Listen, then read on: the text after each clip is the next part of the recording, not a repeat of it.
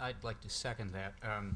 And to make the point, someone was talking about career paths not being linear anymore, and my God, mine's a random walk. I ended up in real estate. Okay, I began as a public utility regulatory economist. I did a tour of duty in academe, and then I ended up as a mortgage banker doing secondary marketing, analytics, and managing a portfolio of little assets called mortgage servicing rights at a market value of about $300 million. I didn't know anything about them when I took the job. I was too stupid to know how stupid I was. They said, hey, you seem like you know something about this. You want to manage this stuff? Sure, why not? I ended up in the treasury unit of the bank that owned the mortgage unit that I started in, and ended up managing about $6 billion of bonds and 1 to 4 family residential mortgages. I think I got the portfolio job, if you will, because I happened to show up in the men's room on the executive floor one day at exactly the right time.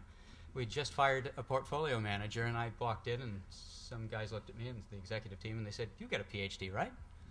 "Yeah." "Do you want to manage the bond portfolio?" "You know how to do that, right?" I lied. I told them, "Of course I do." And I ended up managing $4 billion worth of bonds. About $2.7 billion of that was in real estate-backed assets, and I inherited a $2 billion residential mortgage portfolio. I then went back to academe. There were, and to be perfectly honest, there were a whole host of family-related things going on in my life. Most of the decisions that I've made professionally, in contrast to some of what you've heard from others, were driven by immediate family, period. My career actually came down the list of priorities. It was item number 6, maybe. And I do not regret that. And it has caused some of this stuff. But my point is that things do have a way of working out. Don't assume that a door is shut if you start one direction, because it doesn't work that way. I ended up back in academics at some point and happened to encounter a real estate developer who wanted to start a real estate program at Central Michigan University. And we got to be pretty good friends, and one day he said, "You know, I could use a CFO. You want to do it?"